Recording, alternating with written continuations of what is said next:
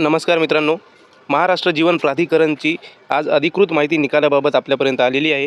तर काय आहे सविस्तरपणे आपण बघूया। तर हा लेटर आजचा आहे 10/6/2026चा।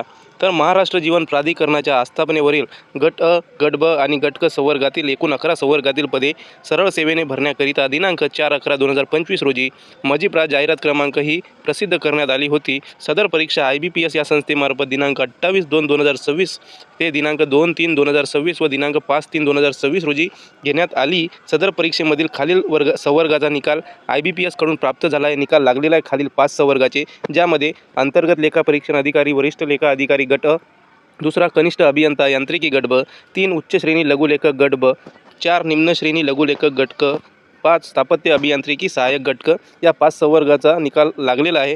तर उपरोक्त 5 संवर्गाचे निकाल दिनांक 10/6/2026 रोजी महाराष्ट्र जीवन प्राधिकरणाच्या संकेतस्थळावर जाहीर करण्यात आलेले आहे। ज्या विद्यार्थ्यांनी या 5 संवर्गासाठी अप्लाय केलं होतं त्यांनी संकेतस्थळावर जाऊन वेबसाईटवर जाऊन आपला निकाल बघावे आणि आपल्याला किती गुण आले ते कमेंटमध्ये सांगावे। उर्वरित 6 संवर्गाचे निकाल, ज्यामध्ये लेखाधिकारी गट ब, सहाय्यक लेखाधिकारी गट ब, उपलेखापाल गट क, कनिष्ठ अभियंता स्थापत्य गट ब, कनिष्ठ लिपिक गट क व सहाय्यक भंडारपाल गट क निकाल IBPS कडून प्राप्त होताच प्रसिद्ध करण्यात येतील, याची कृपया नोंद घ्यावी। तर मुख्य प्रशासकीय अधिकारी गजानन गुरव यांची स्वाक्षरी इथे आहे।